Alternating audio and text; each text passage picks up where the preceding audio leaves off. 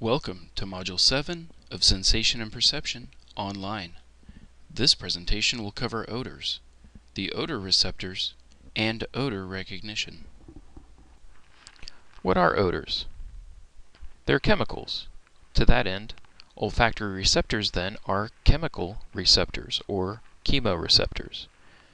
They transduce a chemical signal into neural energy. But not all chemicals are odorants. That is, in order for a chemical to be detected by our sense of smell, it must be volatile, meaning it must be airborne, and it must be small, and it must be fat soluble. There are many small airborne molecules that we cannot smell, like carbon dioxide. The olfactory apparatus is the human nose. Primarily, it serves to filter, warm, and humidify the air that we breathe. Small ridges add turbulence to the air as it passes through the nasal cavity, pushing air up and around in the nose. Again, this keeps the air in the nasal cavity longer, helping to filter, warm, and humidify the air. As air is pushed up into the nasal cavity, it comes into contact with the olfactory cleft.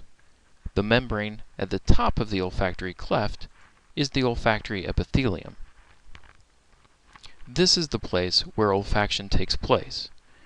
As you can see from these images, it is quite deep and protected in the nasal cavity. Seeing this helps to understand why nasal congestion so readily affects our ability to smell. Let's look more closely at the olfactory epithelium. There are three types of cells. The olfactory sensory neurons, which are the odor transducers. Their cilia protrude into the mucus that covers the olfactory epithelium. The supporting cells remove waste and supply nutrition to the olfactory sensory neurons. The basal cells are essentially baby olfactory sensory neurons. They will develop and replace olfactory sensory neurons as they die off. Olfactory sensory neurons have receptor sites in their cilia.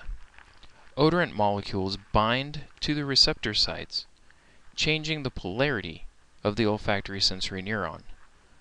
When they do, this binding is where odorant chemicals are transduced into neural energy.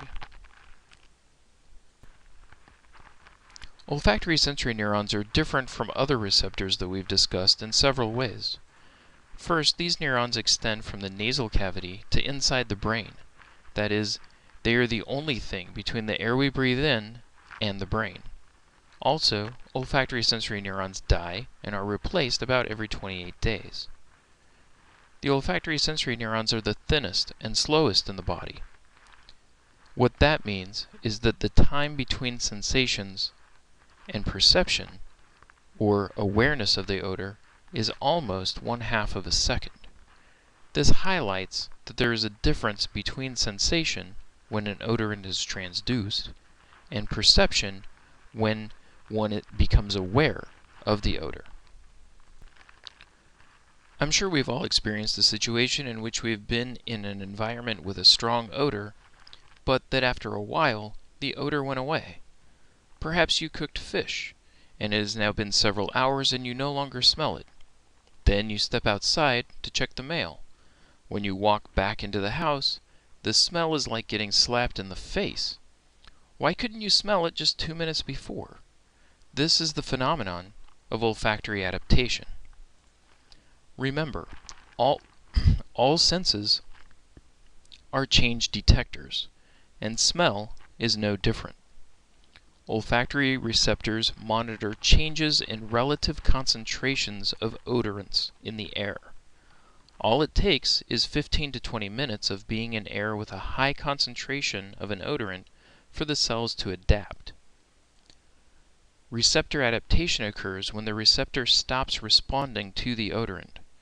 This happens at the level of the neuron. The olfactory receptor site is physically internalized and is unable to bind with the odorant molecule. The neuron literally stops working, so we stop smelling.